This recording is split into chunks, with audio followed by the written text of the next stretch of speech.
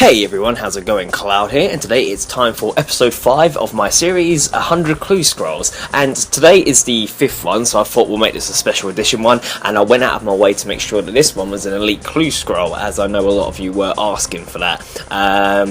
Generally hard clue scrolls are very easy to obtain with the normal method I was doing. Elite are like a lot a lot more harder to acquire. I ended up finding quite a good way to get both those and hard clue scrolls, however, trying to get one. So first off, I started doing things like the skeletal horror, because you got the chance of getting an elite from him. However, you can only do that once a week, so obviously that narrows it down. It is possible to get one from Bork, so obviously Bork can be done daily, so again I was doing that. And then I started looking at sort of like drop rate across all monsters, and a lot of people said about mithril dragons that drop them quite well, and they do, but I do find it hard to sort of get quite a few kills of mithril dragons in on one trip, compared to what a lot of other monsters were showing. And I started going through the list and actually found out about the exiled Calphites, which like came out with the new Calphite King update, and they actually do drop that quite frequently, as well as hard clue scrolls, and also the drops they do other than that are really good, like the chitin scraps you can collect. That actually is quite a good money making method there, so I was quite happy to find that. It was quite ironic actually, because when I turned up there, I had like all the Calphites turning up chasing after me. It just reminded me of something out of a film, and I remember I'd been watching the Mummy a couple of nights before, and it reminded me of the exact same scene where all like the scarab beetles are chasing after you, and basically had my character legging it with all these Calphites chasing after me. So but it's actually quite a good method, so I might film that one day and just show the sort of like time I spent at there and how much like money I earned in a duration of trying to get a clue scroll, and we'll see like how long it takes to obtain a hard or an elite one. Obviously the problem is once you collect a hard clue scroll, if it's in your inventory, you won't get a another hard clue scroll or an elite clue scroll as a drop, so you have to kind of make that gamble of whether you're going to drop the hard one for a chance to get another elite, and you could be waiting for another half an hour to get another scroll, and it might end up being the same one. So but we got there in the end, and I did remember throughout this how much of a pain elite clue scrolls are,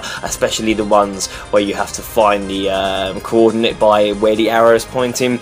And if you know RuneScape quite well, like the world map, you can quite quickly pinpoint it. So I always start off with sort of like Lumbridge, and I know if it's pointing north, to start heading to like Varrock, Falador, etc. And you remember like whereabouts in the map the main cities are. So if you always remember like Ardougne, Camelot, Varrock, Lumbridge, Tavley, all those sort of things, then it actually works out quite easy to obtain where it is. But then in this one I had, in this episode, it was a right nuisance. It was under White Wolf Mountain, and at first I was thinking of like the passageway that you unlocked, well, like the, I think it's, no, not dwarfs, gnomes, sorry, where they all reside. You have like the gnome pilot. I first thought it might be under there, but then I discovered it was actually with that Ice Queen, and I can't remember what quest it is now. I think it might be Hero's Quest. You end up delving in there. Oh, but it was absolutely a nightmare trying to find that location, because all the ladders take you different routes.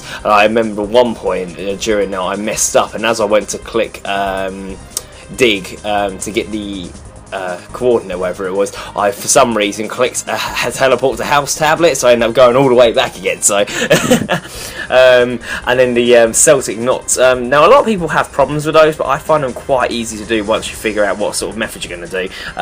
Again, I know I got quite a lot of sort of positive comments about the guide I done on the puzzle boxes, so if you'd like me to do one on the Celtic knots, let me know and I'll see what I can do. But it always depends on what sort of puzzle it is, on the technique to complete it, but generally they follow the same process. It's like matching two of the circles to start. So you, like, for instance, say you got the red and blue connected, you keep turning the blue around 16 times on each part of the red, and if the places where they're intersecting don't flash up green, then you move the red one down and then repeat it again. Eventually you'll find where the red and blue match, you get the green, and then it's just a case of the third colour moving that around until those areas all flash up and it's job done. So that probably didn't make much sense to most of you, but I'll show you in another video another day. so probably on the 10th episode of this series I'll do another elite one.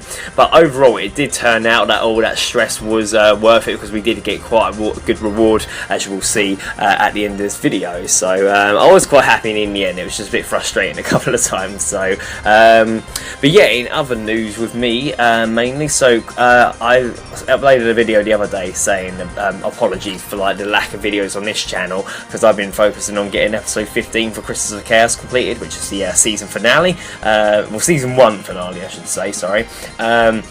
So I've been trying to get that finished, and I'm hoping to get that done by the end of this week, and then I can focus back on normal video making. But I had quite a pleasant surprise the other day, well, this morning actually, when I woke up and found that Chris Archie commented on Crystals of Chaos episode 1. He had found it, and he said like he apologised he isn't able to feature it as a clip because it's not obviously short enough and being an episode, but he said how much he enjoyed it and told me to keep up the good work. And obviously because Chris commented on it, and then sent like a surge of other people on there as well, so I woke up this morning with like about 80 notifications in my iPhone to say like, oh, you have like all these comments on Crystals of Chaos and all these new subscribers. I'm thinking, what the hell's going on, until I eventually found out. So and even when I came out of work today, I still had just as many messages, so I was really pleased about that. For like Chris Archie with like 200,000 subscribers to also enjoy the series, that's got to be a good sign for me. So I've kind of a bit more motivated to carry on now. So obviously the first, Amber was like the first big YouTuber to kind of comment on it saying she enjoyed it, and that sent a surge of people. Third Age Film, who's one of the voice actors, he's obviously building up quite a lot of reception at the moment on his channel, and like he's been sending some people my way as well to help the series again, so big ups to him. And now obviously Chris Archie has, so yeah, it's been really good actually, so I'm quite pleased, and hopefully season 2 will be absolutely awesome. We're going to kick it off with a good start. So, but first off, I need to get that bloody season 1 finale finished off, but we're nearly there. It's because it's like a double episode, like lengthwise it's nearly like 35 minutes long. It's took me a lot longer to edit it, and being the season finale, I want to make sure there's no areas that are a bit like sort of slacking. So yeah, but I'm sure you enjoy it once it's finished. But yeah, going back to the reward for the elite clue score, at first when I first read the reward, I didn't notice the like main major bit, and I was like, oh, what, prayer potion, seed and nature runes, that sucks. And I noticed the ornament kit in there, and I was thinking, oh, I wonder what one that is. And I noticed it was Dragon Plate Body, and I'm thinking, oh, is that the one that gives you a lot? I can't remember. So I waited for the price check, and then like my eyes nearly popped out of my head when I was like, yes, 4.5 mils. I was very happy that was a good reward. So it did make doing the elites worth it. So I think I'll definitely stick to doing 5 of those, well, doing one of those every 5 episodes. So the next one will be on episode 10, and we can keep tallying up the total we're getting. So far we're doing pretty well, so let's hope that keeps it up.